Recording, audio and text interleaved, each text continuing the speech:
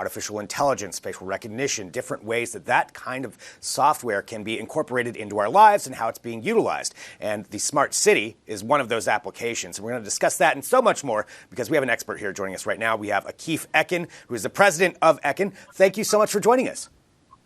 Thank you very much for inviting me. Thank you very much.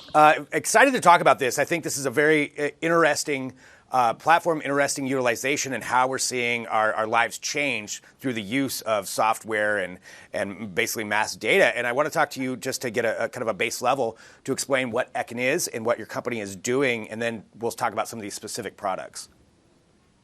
Okay.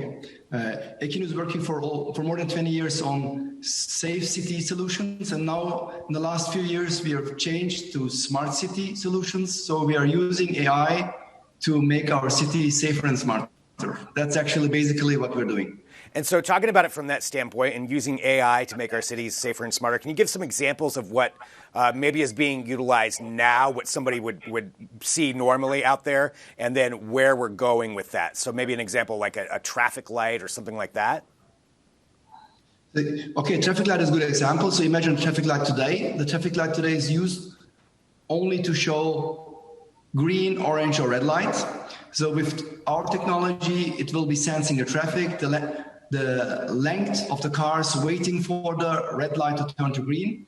So if you have our systems in your city, we can control the traffic lights in a very smart way. It means you only need to have to wait as long as other cars need to pass by. So it's a much more efficient way to control the traffic.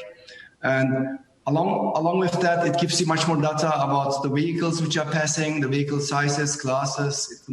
We can differ if it's a truck, a bike, or a classical car.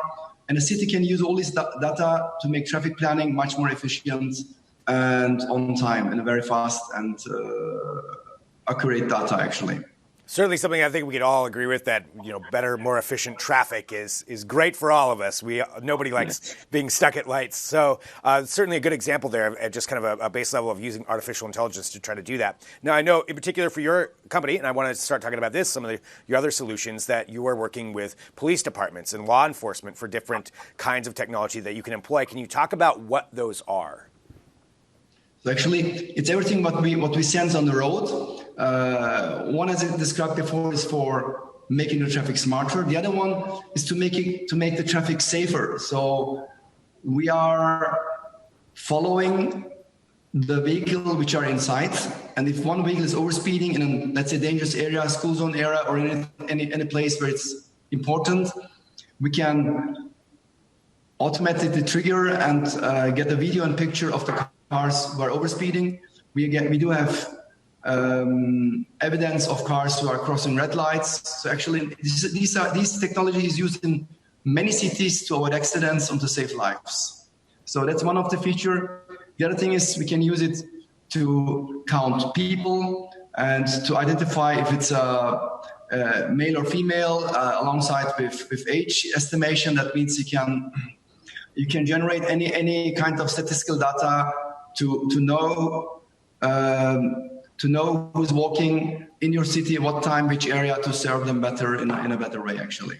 And talking about some of these specific things that you have here for your smart city solutions, and I'm taking a look at some of them. We've got the Ekin Bike Control, and then the Ekin Intelligent Police Assistance. So I guess that's kind of how they fall. Can you discuss those in general and what those actually are utilized for? So actually, these are our mobile products. Mobile products means you can use our Ekin products. You can install them on your vehicle. It can be It can be used to replace your light bar if it's a police car, or you can install it in a police bike. And once these mobile systems are in operations, they're scanning all the plates in the area, so you can use them for parking management. So you would know which car is parking where. If you talk about the mobile patrol system, the patrol system is a one fully integrated AI system installed and designed into a light bar. And this light bar senses 360 degrees. It can read all the plates. It can read all the cars, and it can give an alert if somebody's overspeeding, if somebody's driving over red light, or if any car is dangerously approaching to the police, for example. So it's also serving to assist the police to have much faster, much more accurate data in a very short time. So if, for example, if they stop a car, they will immediately know who's the holder of the car related to the license plate within a smaller time or faster than 1 second. And so this would all be in real time that it's able to do that. Is that through cloud computing, or, I mean, how is that actually happening so quickly? It depends on the agency. So it can be cloud, or the software can be installed. The central software can be installed in the agency. It just depends on the customer or the law enforcement's requirements. So both is possible and supported. But as you said, it's real time. So it happens just in a few milliseconds. And looking at it right now, as far as these kinds of systems, I mean, we're talking about how it can read cars, it can read license plates. Does this use facial recognition software as well?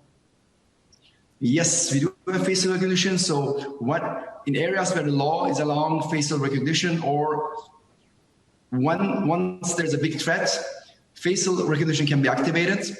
So then alongside with the plates, police can get a verification with face recognition of the person which is in front of the police vehicle is a wanted person or not. And again, this happens with less than 1 second.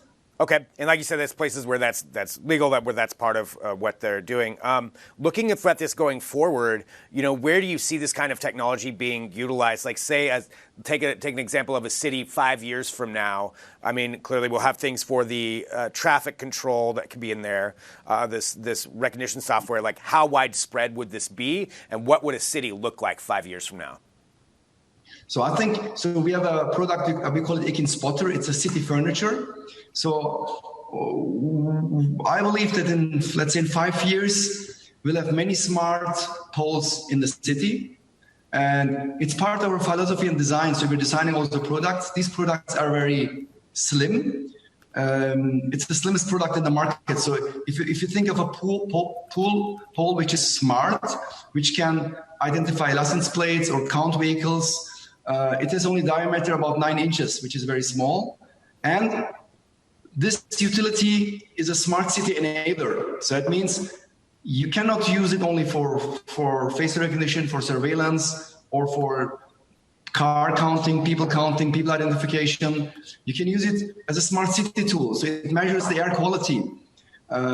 It measures the traffic density. It can tell you, for example, if somebody has a seatbelt on or not.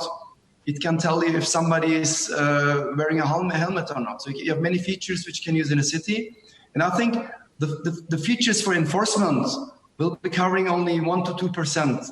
98% will be used as a smart city enabler, as a host for IoT products. Air quality is very important.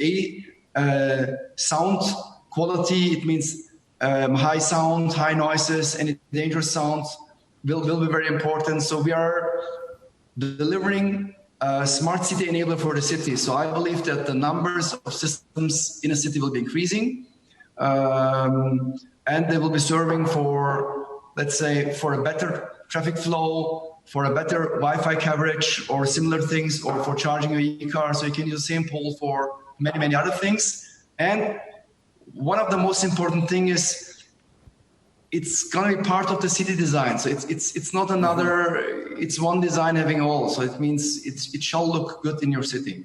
So it'll all be kind of incorporated in something that we're used to. Well, it's a fascinating thing, seeing where this is all going and this utilization of it and what your company's doing. For everybody who wants to learn more, I just want to make sure that I'm sending them to the right place. What would be the best website for me to send them to?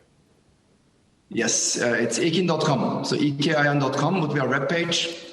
And we'll be happy to have some questions or inquiries. Just send us an email. All right, perfect. Well, thank you so much for joining us here today to have this discussion about it. We like talking about technology and how it's being utilized. Appreciate you being here on the show.